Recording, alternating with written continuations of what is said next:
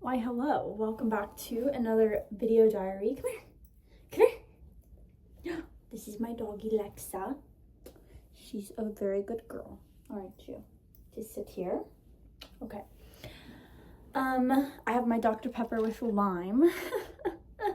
I'm not normally a Dr. Pepper girl. Like, low-key, I've been a Dr. Pepper hater forever because I'm like, it's just not that good. But all week I've been drinking Dr. Pepper with lime. I don't know. Is this just like a change for me? I love you so much. Can you lay down? Go lay down. Oh my gosh, I'm obsessed with her. Today I had my first day of college. I am going to interior design school. I currently work for an interior designer, but that is like my dream job, and I decided to go to school this semester and for a couple of years to get my degree in it. Dude, this dog, lay down. I'm too ADD. She's distracting me. Oh, there you go. There you go. That's a good girl. She just missed me today. I'm so sorry. I've literally been drinking Dr. Pepper all week. Did you just lick my elbow? So today I went to school for the first day, and it was kind of scary, which I consider myself a pretty confident person, but then around girls my age, like, I don't know what it is. I just get really, like, I start tweaking out. I just feel so anxious for no reason. So anyway, I want to talk about imposter syndrome because this is something that hits me all the time. And I am like on two sides of the spectrum where I'm like, I can fake it till I make it and low-key delusional. But then also, like, I'm my biggest hater, and when I accomplish goals or feel confident, I like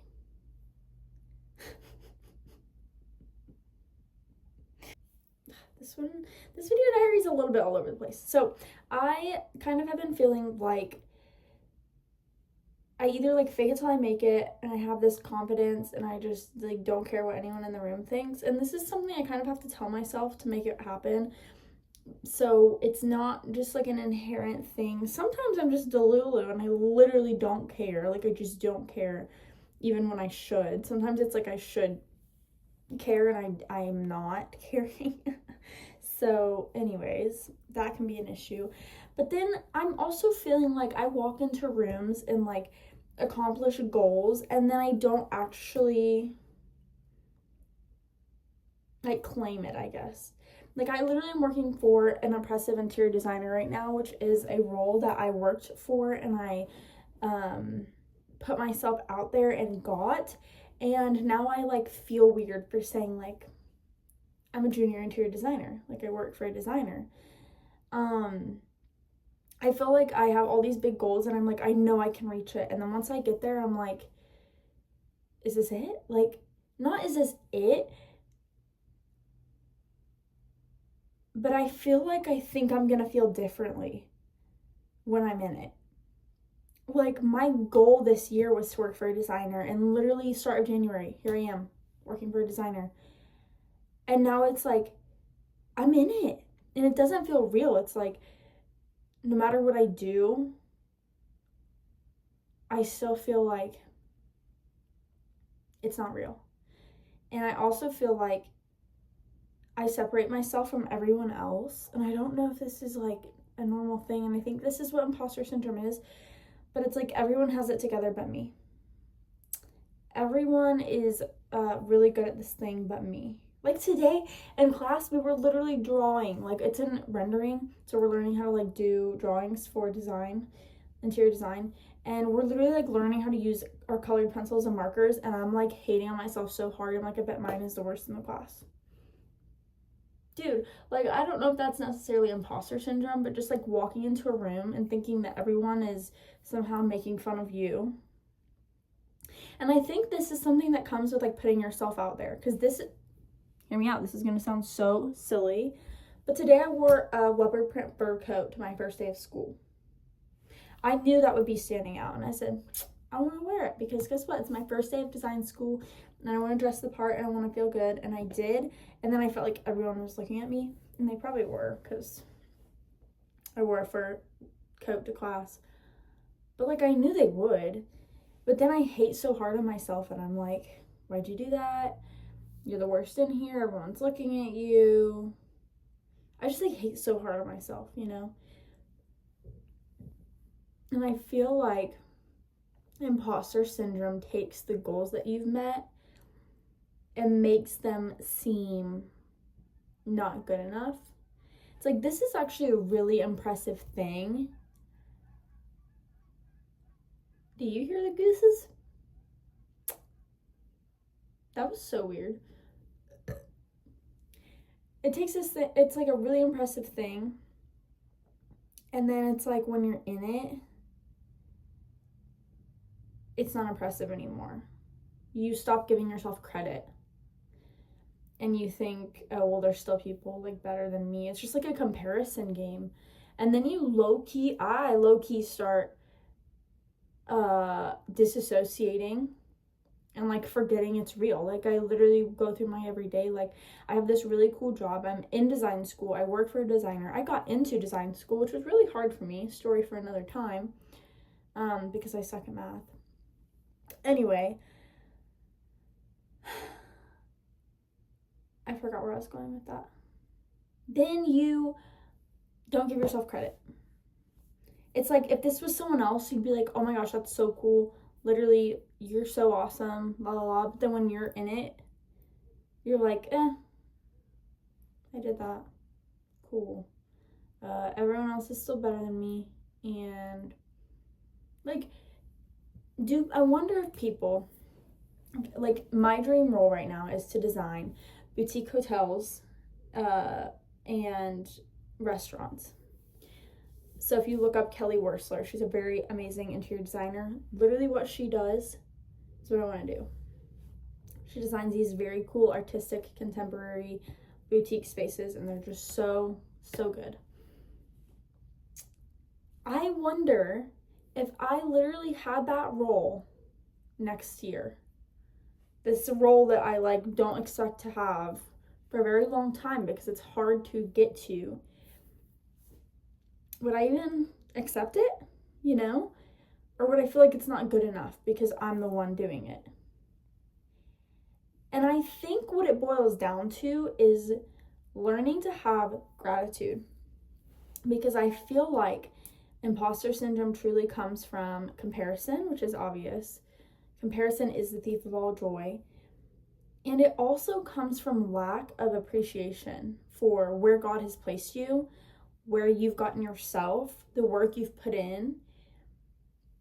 I think when we learn to appreciate ourselves, and we learn how to appreciate God and what He's doing in our lives, and when we learn how to appreciate where we are in life, even if it's not where we want to be, even when it is like a non-impressive place. It's funny because I think imposter syndrome is associated a lot with like big opportunities, but I think it shows up every day in little things. Imposter syndrome is saying, everyone around me is so big and I'm so small. Everyone is simultaneously somehow making fun of me. Everyone cares as much as I do about me, and they don't. The truth is, like, no one is watching you as close as you're watching yourself. And if they are, then you're famous, I guess. That's cool, whatever. Learning not to care.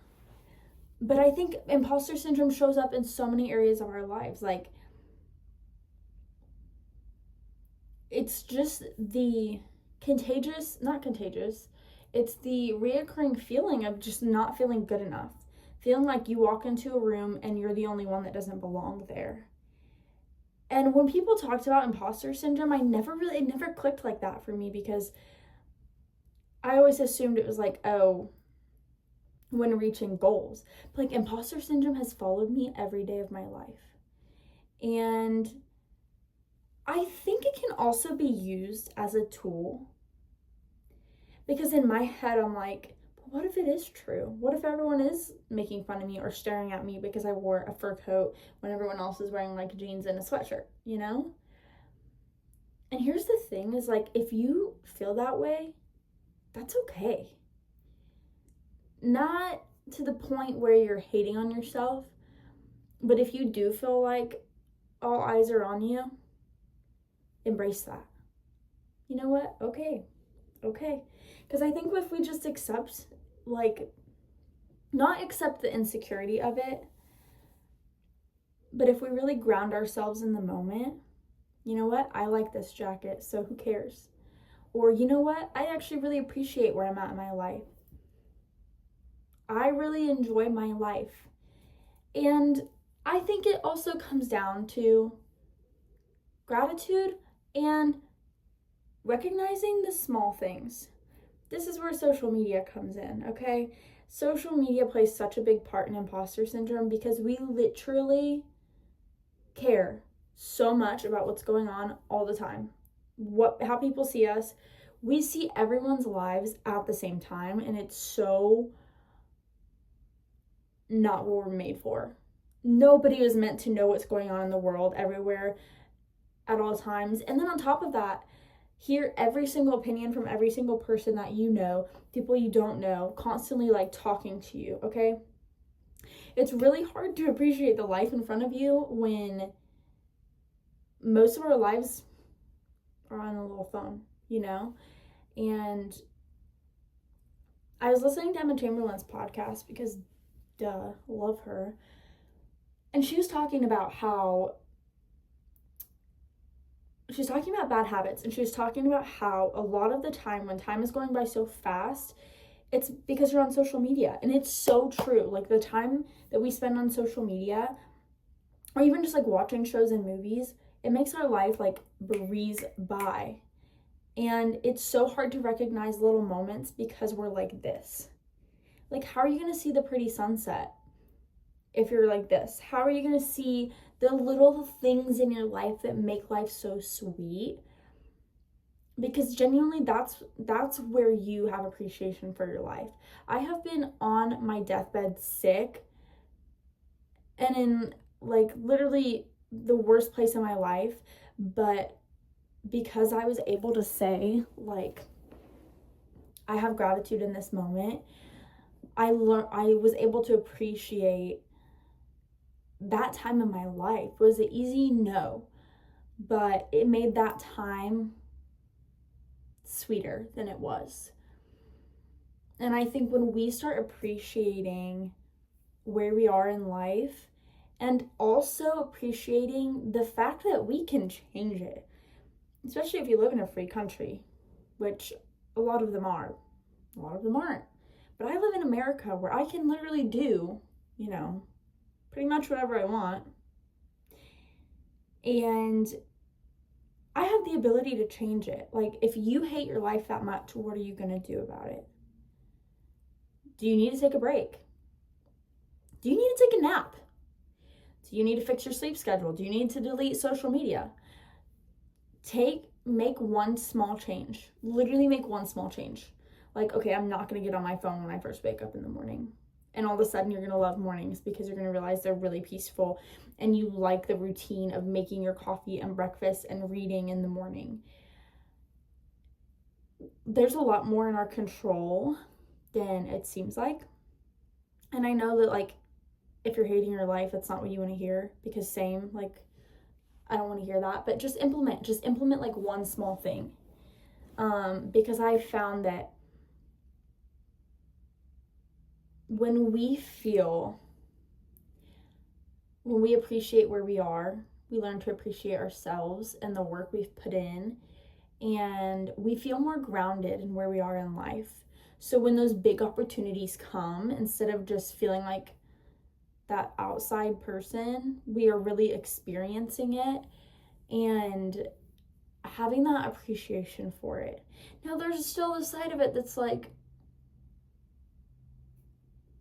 I'm different than everyone else. And maybe that's okay. Maybe it's okay to have those feelings. Maybe you're just really cool, okay? maybe you're just cooler than the rest of them. I don't know. I don't have the answers to imposter syndrome. These are just things I'm thinking about, and like things I try to tell myself when I'm walking into class and I'm like, why do I feel so separated? Or when I do something really great or have a big opportunity and I'm like, why do I feel like it's not good enough? It's just comparison. And I don't know if I have anything else to say.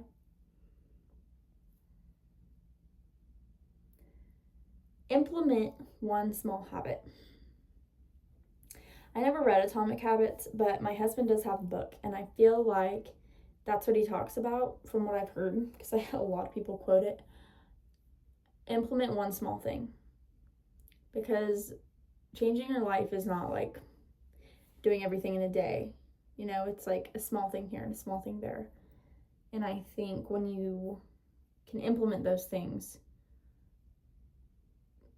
you'll appreciate yourself a lot more. I don't know. What do you guys think about imposter syndrome?